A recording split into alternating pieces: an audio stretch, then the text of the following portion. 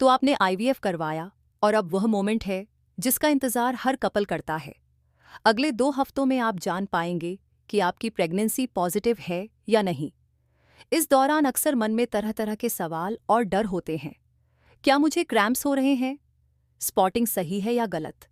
और सबसे बड़ा सवाल, क्या मैं बेड रेस्ट पर रहूं या नॉर्मल लाइफ जीऊं?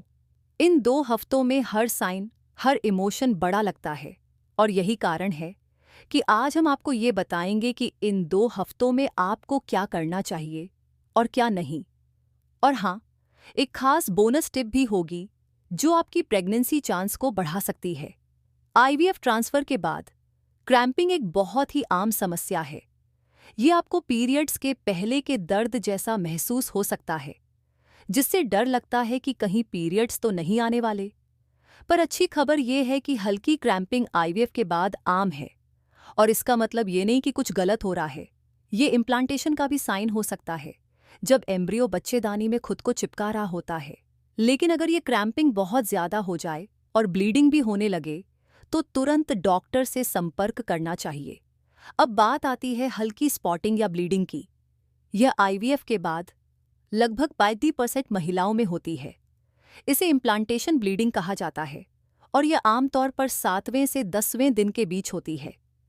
तो अगर आपको हल्की ब्लीडिंग दिखे तो घबराएं नहीं, लेकिन अगर ब्लीडिंग ज़्यादा हो जाए तो तुरंत अपने डॉक्टर को दिखाएं। एक और सवाल जो सबसे ज़्यादा पूछा जाता है वो है, आईवीएफ के बाद सेक्सुअल इंटरकोर्स करना ठीक है या नहीं? एक स्टडी के अनुसार इससे कोई खास नुकसान नहीं होता, लेकिन कुछ डॉक्टर फिर भी इसे अवॉइड करने की सलाह देते हैं ताकि कोई भी चिंता या डर आपके मन में न रहे। इसलिए बेहतर होगा कि अगर आप इसे कुछ समय के लिए टाल सकें। अब आते हैं उस सवाल पर जो हर आईवीएफ कपल के दिमाग में रहता है, क्या बेड रेस्ट करना ज़रूरी है? बहुत सारी रिसर्च बताती हैं कि आईवीएफ के बाद बेड रेस्ट ज़रूरी नहीं है। इसलिए आराम से नॉर्मल काम करते रहें और बेड से चिपके न रहें। याद रखें, आपका शरीर आपको बेस्ट तरीके से सपोर्ट करेगा अगर आप इसे नॉर्मल रहने देंगे। अब सवाल आता है स्ट्रेस का। आईवीएफ के दौरान और बाद में स्ट्रेस लेना बहुत ही आम बात है, लेकिन अच्छी खबर यह है कि स्ट्रेस आईवीएफ रिजल्ट्स पर कोई नेगेटिव असर नहीं डालता। हालांकि अगर स्ट्रेस बहुत ज़्यादा हो तो अपने करीबी लोगों से बात करें, योग या मेडिटेशन करें और खुद को मानसिक रूप से मजबूत रखें। अब कुछ मज़ेदार लेकिन भ्रमित करने वाली बातें भी होती हैं। कुछ महिलाओं को आईवीएफ के बाद ब्रेस्ट में दर्द, हल्की उल्टी या थकान महसूस होती है और उन्हें लगता है कि वे प्रेग्नेंट हैं, लेकिन ये लक्षण अक्सर प्रोजेस्टेरोन की दवाओं से भी हो सकते हैं। इसलिए 15 दिन के पहले ये सिम्टम्स देखकर ज़्यादा अनुमान न लगाएं। अब आती है असली बात, प्रेगनेंसी टेस्ट। ये सबसे ज़रूरी चीज़ है जिसे आपको याद रखना है। 15 दिन से पहले प्रेगनेंसी टेस्ट न करें। बार बार चेक करना सिर्फ टेंशन बढ़ाएगा। डॉक्टर द्वारा बताए गए समय पर ही बीटा एचसीजी टेस्ट कराएं। और अब प्राकवेदा शिलाजीत की बात करें।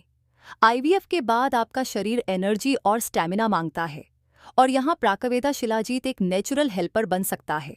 शिलाजीत न केवल आपकी फिजिकल स्ट्रेंथ बढ़ाता है, बल्कि यह आपके मानसिक स्वास्थ्य को भी सुधारता है। इसका नियमित सेवन आपकी फर्टिलिटी को बूस्ट करता है, जिससे आपके आईवीएफ रिजल्ट्स बेहतर हो सकते हैं। यह आपके शरीर को अंदर से ताकत देता है, जो इस प्रक्रिया के दौरान बहुत ज़रूरी होता है।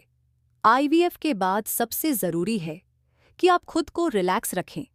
जितना कम टेंशन लेंगे, उतना बेहतर रिजल्ट मिल सकता है। तो इस वीडियो को लाइक, शेयर ज़रूर करें ताकि और लोग भी इससे फ़ायदा उठा सकें। और प्राकवेदा शिलाजीत का सेवन शुरू करें ताकि आपका आईवीएफ सफ़र आसान और सफल हो सके।